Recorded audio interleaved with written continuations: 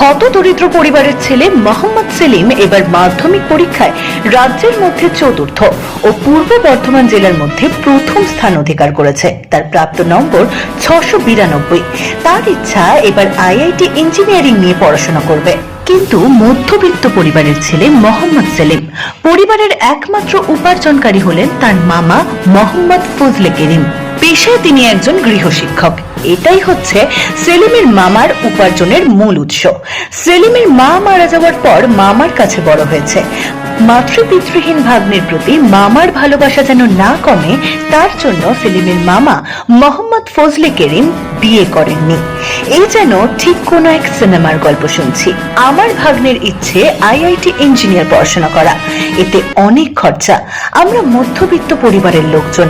আমার সম্পত্তি বলতে বৃদ্ধ মা বাবা ও ভাঙা মাটির বাড়ি, কোথা থেকে জোগাড় করবে এত টাকা?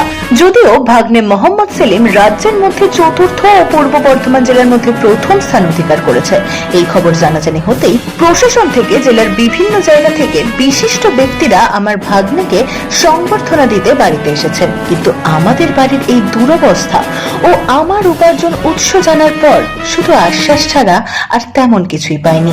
মা মরা ভাগ্নে আমার বড় হয়ে ইঞ্জিনিয়ার হতে চায়, কিন্তু ওকে কে বোঝাবে যে মধ্যবিত্ত পরিবারে ইঞ্জিনিয়ার হওয়া যায় না?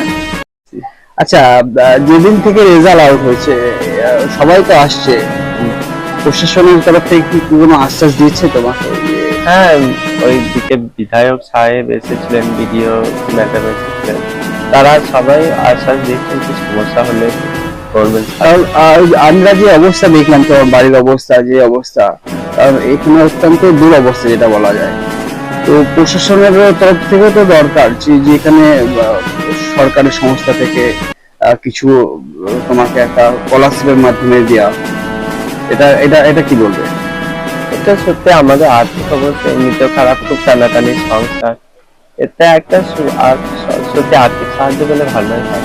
মানে যে মূল্য বৃদ্ধি যেটা দিনকে দিন বাড়ছে, সেটা তো আমাদের সংসারে সবসময় এফেক্ট ফেলছে সমানে। পরবর্তী যে এরপরে যে স্টেপ আছে সেখানে তো নানা খরচা বাকি আছে। তুমি যে লাইনে যাওয়ার ইচ্ছা আবার আছে তোমার, সেখান থেকে একটা বড় অঙ্কের খরচা বলা যেতে পারে।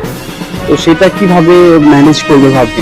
হ্যাঁ, কারণ আমাদের সত্যি মানে আমাদের বিশেষ জমিও নেই, আবার এদিকে বাইরে কিছু নেই যে কিছু একটা হবে। অবশ্য আমাদের চেষ্টা করছে, তবু সামর্থ্য খুবই কম। সেক্ষেত্রে প্রশাসনের আর্থিক সাহায্য খুবই প্রয়োজন। মানে কোনো যদি প্রশাসন তোমাকে সাহায্য করতো খুব উপকৃত হবে, তাই তো? খুবই কারণ পড়াশোনা এখন তো হয়তো মাধ্যমিকে অতটা খরচ যতটা হয়েছে, তো তাও অনেক আমাদের ক্ষেত্রে, কারণ এটা করতে গিয়ে সেটা সবসময় থাকছে, বুঝছি কি অনেকটাই খরচ লাগছে। এবার যতটা মানে যত হায়ার এডুকেশন হবে তত তো খরচ বাড়বে। আর যে আমার যে টার্গেট সেটা আইআইটি, তাতে খুবই খরচ। আর তাতে এই জজ সামান্য আমাদের সঞ্চয় নেই বলে চলে, এতে তো কিছুই হবে না। তাই প্রশাসনের আর্থিক সাহায্য খুবই প্রয়োজন। মানে এই ভিডিওর মাধ্যমে, এই খবরের মাধ্যমে তুমি এটা বার্তা দিতে চাইছো যে প্রশাসনের তো খুবই প্রয়োজন। তাছাড়া তো কত পেয়েছিলে মাধ্যমিকে? 692। মানে রাজ্যে চতুর্থ, তাই তো? আর জেলার মধ্যে প্রথম, পশ্চিম পূর্ব বর্ধমান। কি নাম তোমার? মোহাম্মদ সেলিম। যে আজকে যে পজিশনে এসেছিলেন তার কৃতিত্ব মামাকেই সবাই দিচ্ছে। তো একটা মামা হয়ে আপনার দেখলাম আর্থিক অবস্থা কিন্তু খুব একটা দুরবস্থা বলা যেতে পারে। তো এইভাবে এই অবস্থা থেকে আপনি কিভাবে সেলিমকে মানুষ করলেন? এরপরে পরবর্তী পদক্ষেপ আপনার কি হবে?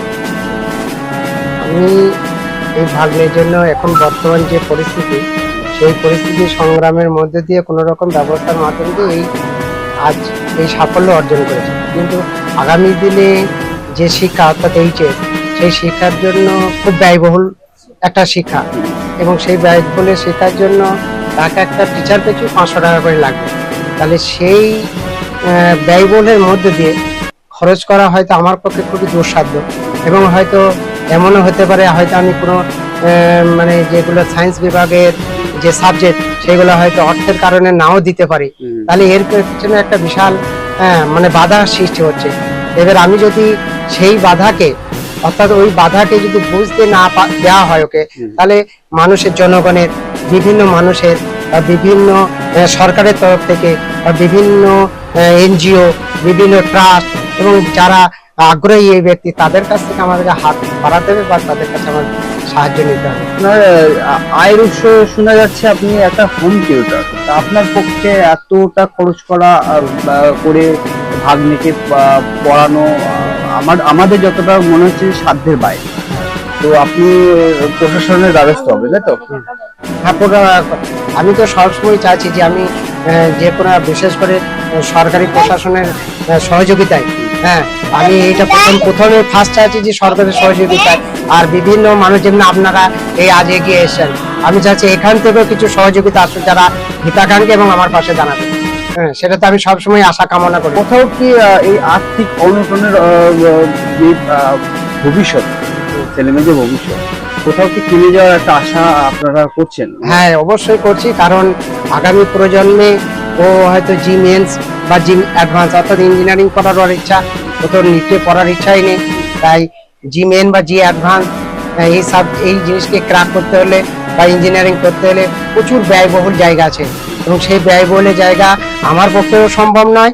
এবং যদিও বিশেষ বিশেষ ব্যক্তি পাশে না দাঁড়ায়, বিভিন্ন মানুষের বা বিভিন্ন সরকারের তরফ থেকে বা বিভিন্ন এনজিও, বিভিন্ন ট্রাস্ট এবং যারা আগ্রহী এই ব্যক্তি তাদের কাছ থেকে আমাদেরকে হাত বাড়াতে হবে বা তাদের কাছে আমার সাহায্য নিতে হবে।